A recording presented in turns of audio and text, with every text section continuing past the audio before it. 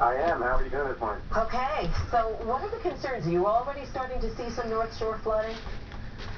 Yeah, the northern parts of our town where the surge is starting to come in, and when high tide comes in a little later, we're going to be overrun.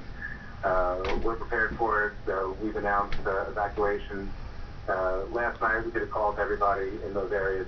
In our community, it's Kings Point, Sands Point, Manor Haven, and the 3 Plandome villages where we have some homes that are in that surge area.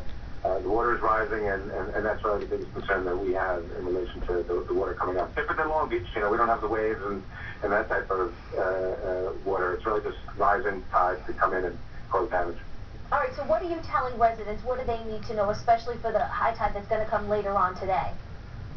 Well, if anyone in our town has any questions or concerns, they don't know if they're in a surge area or they have somebody they want to know about, some information they need, they should call 311. Our call center is open 24 hours a day. We have 20 plus people staffing the phone, so they should just call us and let us help them out. It's 869-6311 if you're calling from outside town or Hempstead. No, if you're outside our town, you need to find out information about what's going on in our town. Call us. Of course, like everybody else is saying, stay inside. The winds are whipping up from early this afternoon onward. It's going to be pretty intense between wind and water, and so we want people to stay out of the road. Our concern up here is trees, branches are going to come down, trees will fall down, they'll block roads, the power lines will be affected. We're working with LIPA. We're actually having an emergency management meeting right now in our command center. We have a LIPA representative here. LIPA is actually sending 100 crew members to our town. I understand they're sending crews to every single town to be able to assist with wires and dealing with the energy needs that we're having. Eat your breakfast. So the partnerships that we're trying to form and make sure work are really important, but we need people off the street. Stay home, stay safe. Hey, Supervisor, you got a lot of marinas on the North Shore, in Manhasset and in Port Washington, just to name a few. A lot of boats in there, including those big houseboats and house barges. How's that looking now? Because, that water on the North Shore, the tide goes up 8 to 11 feet on a normal day. How's it looking? It's a concern. Over the last 48 hours, hundreds of boats have been removed from the water. All the town boats actually have been removed. There are swift boat crews out there for emergencies. I know we have a crew. There are state crews that are out and available if there's an emergency on the water. And so if somebody is aware of something going on in the water, again, they should call us, call 911. But the boats become missiles when the wind whips up and the high tides, and you can see boats coming onto the land. So that's something that we've been working on for the last 2 days to get as many boats out of the water. We've had pretty good success, but always going to be a concern. All right, thanks so much for calling in, and of course, if you have more updates for us throughout the day, we're going to be live here, so we'd love to hear from you again on the phone. John came in there, the supervisor for the town of North Hempstead. Thank you. Thanks, John. All right, the time right now is 10:13, and LIPA has crews on standby for outages, which are already being reported. You heard the supervisor there saying 100 crew members being sent to his town, but there right now are over 10,000 people across Long Island without power.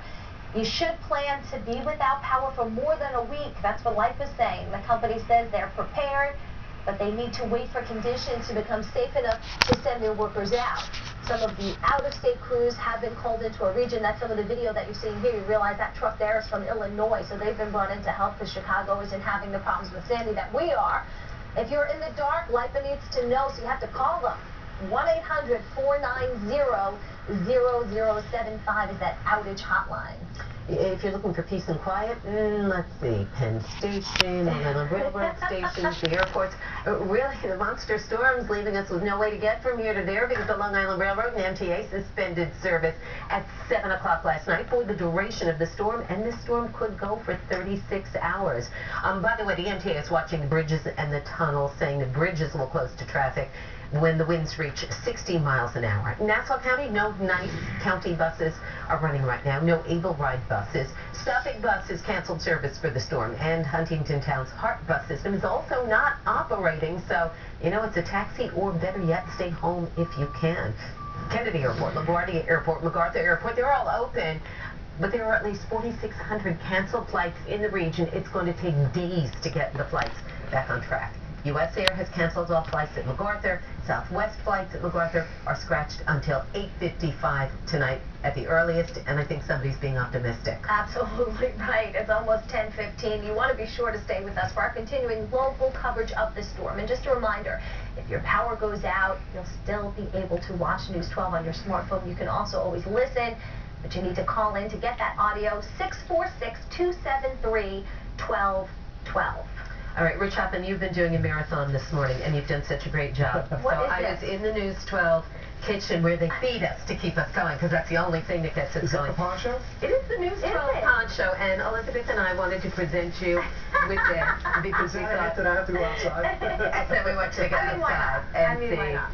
Isn't that though? It's fashionable. It's a good color. Oh, there we are. I think you might need a little bit more because it's going to be colder than that, right? This thing will blow definitely away. a little bit more than that. We have a box of them. Carol, you talked about the bridges and winds near 60. We had wind gusts up now of 58 miles per hour around Great Neck, LaGuardia Airport, in those locations. Again, this is just live footage of what we're seeing here in Long Island. To kind of slow it down. So that's why the live news footage.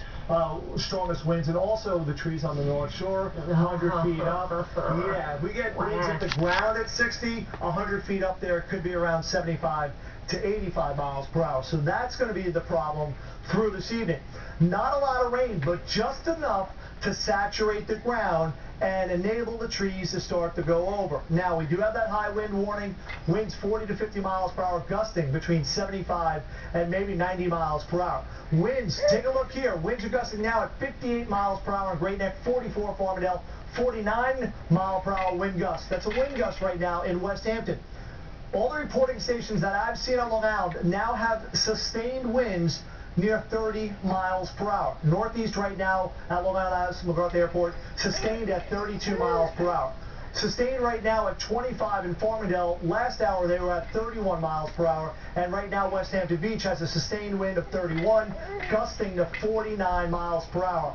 And the problem here, and this is why this storm is so different than Irene, we're going to have these types of winds through midnight, through tomorrow. That's why this storm is much worse than Irene. A lot of people outside go, nah, it's not that bad. Well, it's still 310 miles away. It is moving northwest at 20. That will put it in towards New Jersey by about 10 o'clock tonight. And again, the right side of the storm is the worst side of the storm. We have not a lot of rain out there, especially out over the East End. The heaviest rain, southern New Jersey, Maryland, and Delaware. So here at home, what can we expect? What is our timeline?